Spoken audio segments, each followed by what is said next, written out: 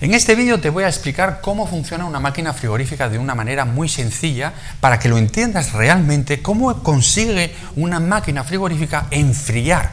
¿Vale? ¿Cómo consigue enfriar?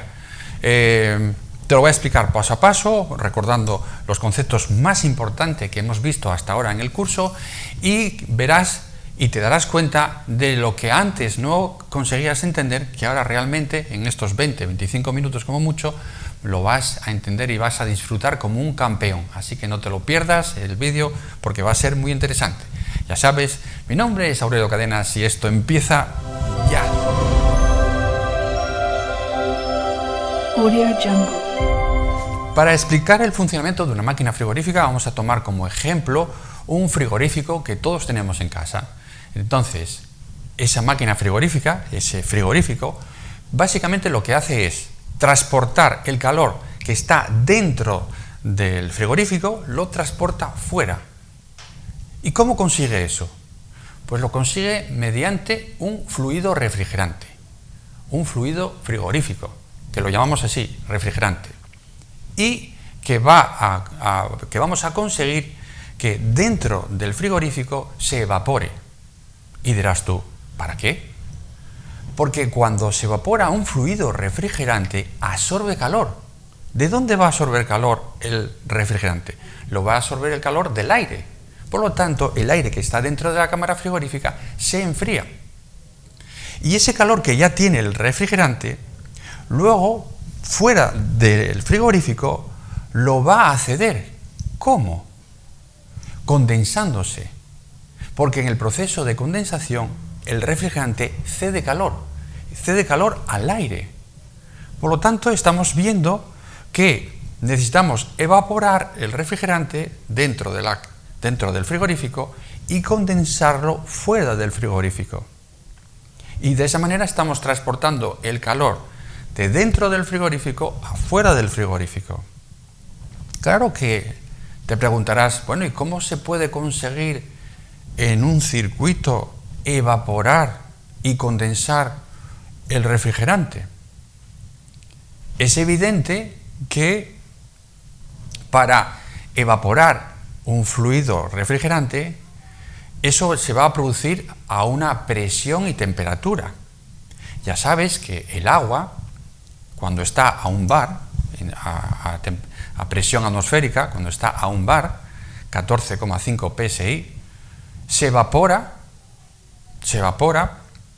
por ebullición, pero necesito subirle la temperatura a 100 grados. Es decir, a un bar el agua hierve a 100 grados. Pero si bajase la presión, si ese agua lo meto en un recipiente y le bajo la presión, le voy bajando la presión, puedo conseguir que si ese agua, la temperatura a la que se encuentra es de 20 grados, bajándole mucho la presión podría hacer que ese agua hierva. Y en YouTube tenéis vídeos donde hay alguien que hace esa prueba. Es más, en las ollas a presión metemos agua, le damos fuego, aumentamos la temperatura y conseguimos tener agua en estado líquido a lo mejor a 120 grados, que a la presión atmosférica sería imposible tener agua líquida a 120 grados, porque por encima de 100 grados el agua se evapora. Entonces, estamos viendo que variando la presión de ese refrigerante, podemos conseguir variar la temperatura de ebullición. Entonces, uno de los refrigerantes que se utilizan hoy por hoy es el R134A. Y aquí te represento una curva donde vamos viendo la presión y la temperatura que tiene que haber para que ese refrigerante R134A se evapore, hierva, ¿vale? Se puede evaporar o se puede condensar. Es decir, si lo tengo a 2 bares, ese fluido refrigerante tiene que hervir o va a hervir a menos 10 grados. Fíjate, a 2 bares va a hervir a menos 10 grados.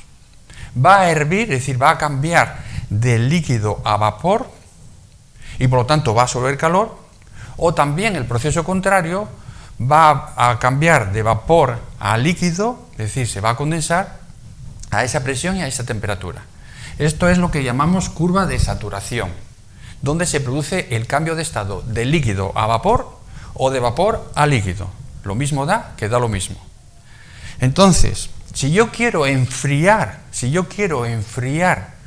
el recinto dentro de la cámara frigorífica, dentro del frigorífico, si yo lo quiero enfriar y lo quiero el aire conseguir que esté a 0 grados, evidentemente el refrigerante se tendrá que evaporar a una temperatura inferior a 0 grados.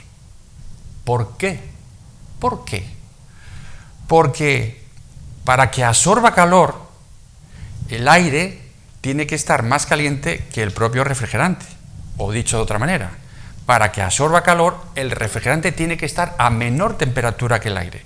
Si yo quiero obtener aire a 0 grados, el refrigerante se tendrá que evaporar a una temperatura inferior a 0 grados. ¿Para qué? Para que el calor pase del aire que está aquí a esta temperatura al refrigerante que está a esta otra temperatura.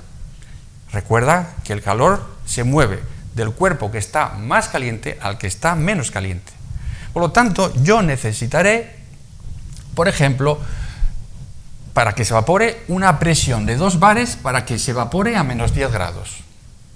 ¿Vale? O sea que la temperatura de la cámara, la voy a tener a 0 grados y voy a tener que evaporar a menos 10 grados centígrados.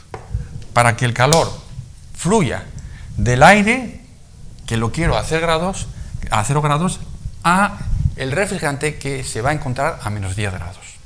Y así el refrigerante va a absorber calor. Bien, pero ese calor ahora fuera del recinto, fuera del frigorífico, lo tengo que trasladar al aire de ambiente que está en la cocina o en el lugar donde se encuentre ese frigorífico.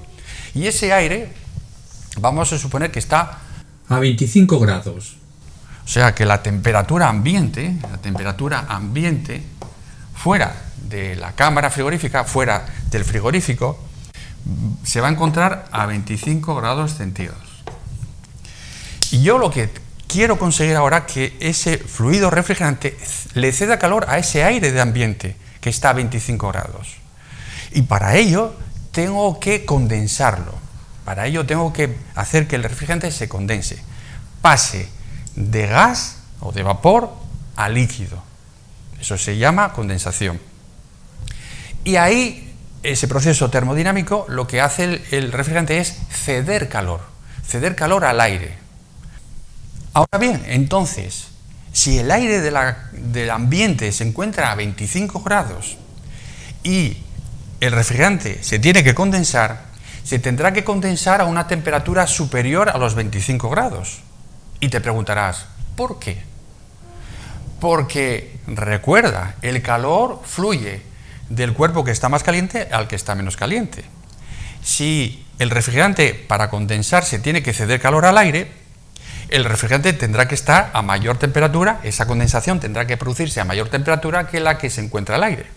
Si el aire se encuentra a 25 grados, pues a lo mejor tendremos que condensar, por decir algo, a 40 grados. Y esa sería a 40 grados o a 35, siempre con una diferencia en condensación de unos 7, 10 o como mucho 15 grados. Y en evaporación, bueno, la diferencia de temperaturas, pues como muy poco serían 5, de 5 para arriba, 5, 6, 7, etcétera, etcétera. Entonces, estas son las dos cuestiones que tenemos que tener claras, que para condensar el refrigerante tiene que estar a una temperatura superior al aire de ambiente para que le pueda ceder calor al aire, y para evaporar el refrigerante tiene que estar por debajo de la temperatura del aire de la cámara para que pueda absorber calor de ese aire. Bien, entonces, ¿qué presión tengo que variar? ¿Qué presión tengo que conseguir? Tengo que conseguir que para que se evapore a menos 10 grados o 13,9 Fahrenheit, tengo que tener una presión de 2 bares. o de 29,1 psi. ¿Sí? Y para que condense a 40 grados, tengo que subirle la presión, para que condense a 40 grados, tengo que subirle la presión a 10,2 bares o 147,2 psi. Entonces necesito un componente que me cree esa diferencia de presión, porque yo voy a tener un circuito donde voy a tener el refrigerante por ahí circulando, ¿vale? Como si fuera un coche de Fórmula 1, y tengo que tener esas dos presiones. Tengo que tener una presión de 2 bares y tengo que tener una presión de 10,2 bares. ¿Y qué componente me va a crear esa diferencia de presión? Sí, señor. El compresor. Ese es el componente que crea una diferencia de presión para que haya circulación del fluido. Cuanto mayor sea la diferencia de presión, mayor será la velocidad con la que se mueva el fluido. Ese compresor va a estar movido por un motor y si es un compresor de pistones, pues los van a ir subir, va a comprimir, y va a mover el circuito, va a mover el fluido por ese circuito. Bien. Entonces, cuando preguntamos ¿qué función hace un compresor? No me digas comprimir el refrigerante, no me digas subir la presión, no, porque puede subir la presión de alta y subir la presión de baja. No, un compresor lo que hace es crear una diferencia de presión, porque necesito una presión baja para conseguir la evaporación del refrigerante a la temperatura deseada y necesito una presión alta para poder conseguir la condensación del refrigerante condicionada por la temperatura ambiente. Cuanto mayor sea la temperatura ambiente, mayor tendrá que ser la temperatura de condensación, porque siempre, recuerda, que tenemos que condensar por encima de la temperatura ambiente para que el calor se mueva del refrigerante que está condensando a 40 a el aire que está a 25. Esa diferencia de 15 grados, como mucho 15 grados. Entre 7 y 15 grados sería el diferencial térmico, que así se llama. ¿Sí? Bien, pues siguiendo el circuito, aquí tendríamos el compresor y por aquí saldría el refrigerante en estado de vapor sobrecalentado, ¿vale? Saldría en estado de vapor sobrecalentado. Llegaría al condensador y en el condensador lo que se va a producir es que ese fluido, que a lo mejor sale a una temperatura de 60 grados, ese fluido va enfriando, porque el aire que hacemos pasar por el condensador conseguimos que ese refrigerante se vaya enfriando, y cuando llegue a 40 grados, a lo mejor llega aquí, cuando llegue a 40 grados, ahí ya no disminuye la temperatura, ahí lo que se va a producir es el cambio de estado, con lo cual el calor que va a desprender no lo hace para bajar la temperatura. Aquí a lo mejor llegó con 60 grados y aquí tenemos 40 grados, ¿sí? Ahí cedió calor y ese calor que cedió lo utilizó para bajar su temperatura, pero ahora sigue cediendo calor para cambiar de estado y entonces se va a producir aquí la condensación, va a ir cambiando a líquido poco a poco, hasta que llegue aquí. Ahí también estaría a 40 grados Celsius, ¿vale? Y a partir de ahí seguiría cediendo calor, pero disminuiría su temperatura.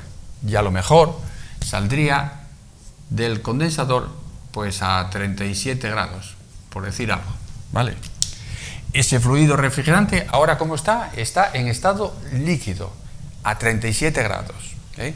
Y decimos líquido subenfriado, porque a 40 grados tendríamos líquido saturado. Líquido saturado, es decir, que si le enfrío un poquitín, ya tendríamos líquido subenfriado. Y si lo caliento un poco, ya tendríamos alguna burbuja de vapor. Por eso decimos que está en líquido saturado, ¿vale? Bien, pues ese líquido va cayendo a este recipiente y de este recipiente, por la parte de abajo, sacamos una tubería que va a ir a este filtro deshidratador que toda máquina debería de tener, ¿vale?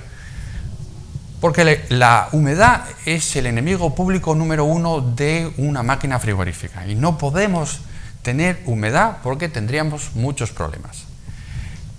Entonces aquí quedaría atrapada la humedad, no estaría circulando por el circuito. Después veríamos un visor de líquido, una mirilla para ver el estado de ese refrigerante, si está en estado líquido o hay alguna burbuja.